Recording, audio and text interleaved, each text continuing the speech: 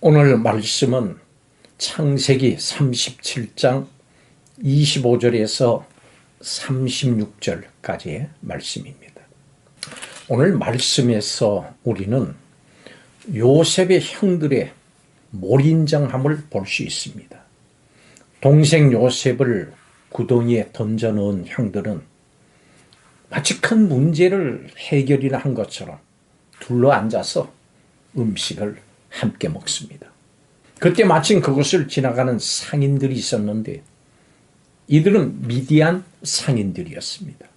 그때 유다가 요셉을 미디안 상인들에게 팔 것을 제안을 했고 다른 형제들도 그를 죽이느니 유다의 제안을 받아들이자고 결정을 해서 요셉을 상인들에게 팔아넘깁니다. 그때 루벤은 그 자리에 없었는데 그가 돌아왔을 때는 이미 요셉이 팔려간 이후였습니다. 요셉의 형들은 요셉이 죽은 것으로 위장을 하려고 짐승을 죽여서 요셉의 채색 옷에 묻힙니다.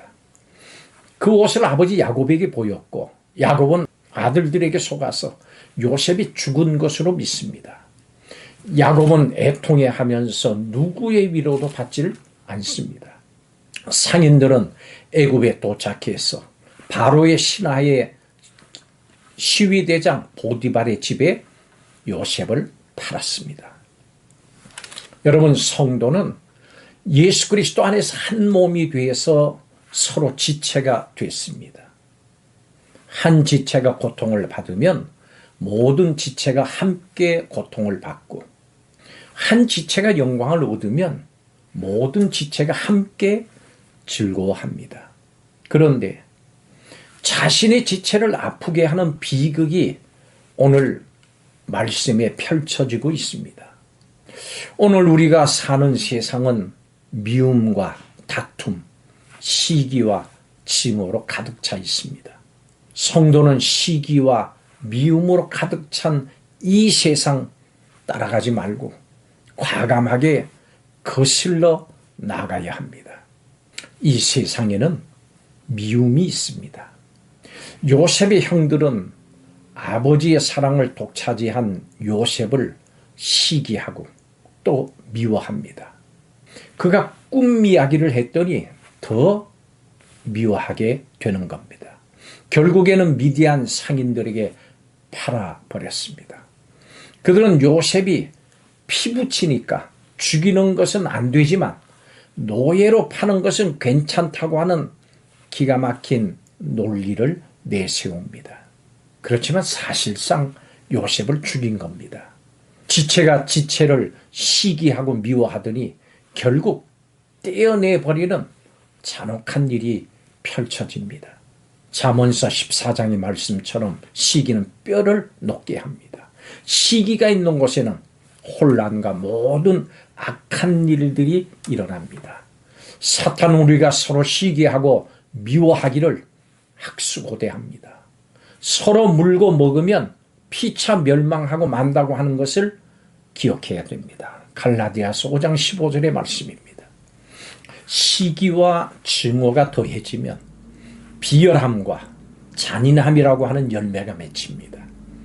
성도는 시기와 미움이라고 하는 이 육체의 일을 거슬러야 합니다.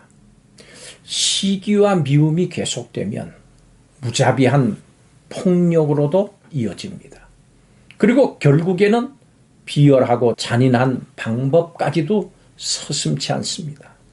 이것이 바로 사탄의 비전입니다.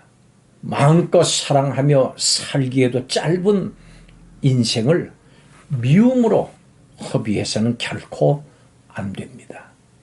세상에는 속임이 있습니다. 요셉의 형들은 루벤이 없는 그 틈을 타서 요셉을 팔아버립니다. 요셉의 채색 옷에 순념소에 피를 발라서 아버지에게 보냅니다. 그들은 자신들의 악행을 감추기 위해서 아버지를 속입니다. 이렇게 악을 저지른 자는 그 악을 숨기기 위해서 또 다른 악을 저지르는 겁니다. 오늘 본문 31절에 이렇게 말씀합니다. 그들이 요셉의 옷을 가져다가 순념소를 죽여 그 옷을 피에 적시고, 죄인은 죄를 낳습니다. 죄를 범했을지라도 정직하게 인정하고 회개하면 그 후유증은 있을지라도 거기서 일단나게 됩니다. 그렇지만 범죄한 후에 그것이 꼬리를 이으면서 계속되는 것이 일반적입니다. 시기심으로 시작된 감정이 악화돼서 미움이 됐고, 형제들은 군중 심리에 사로잡혀서 우발적으로 요셉을 살해할 마음을 갖게 됐습니다. 루벤과 유다가 주저하기도 했지만은 군중 심리로 결속된 이 살인은 방향을 돌이키질 못하고 인신매매 수준의 범죄로 낭착됐습니다. 그 후가 문제입니다. 요셉을 특별 대우한 아버지의 편애가 그것이 싫어서 이를 버렸습니다마는 그렇다고 아버지를 버릴 수는 없었습니다. 딜레마에 빠진 형제들은 범죄를 위장하기 위해서 아버지를 속이는 또 다른 범죄를 저지르게 됩니다. 이것이 바로 죄의 연쇄 작용입니다. 작은 불을 그대로 놔두면 큰 불로 번지듯이 이렇게 악도 애초에 제거하지 않으면 더 큰 악으로 이어집니다. 그러니 날마다 십자가 앞에 엎드려서 내 자신 안에 있는 크고 작은 모든 악을 쏟아내면서 우리는 회개해야 합니다. 말끔히 날마다 제거해야 됩니다.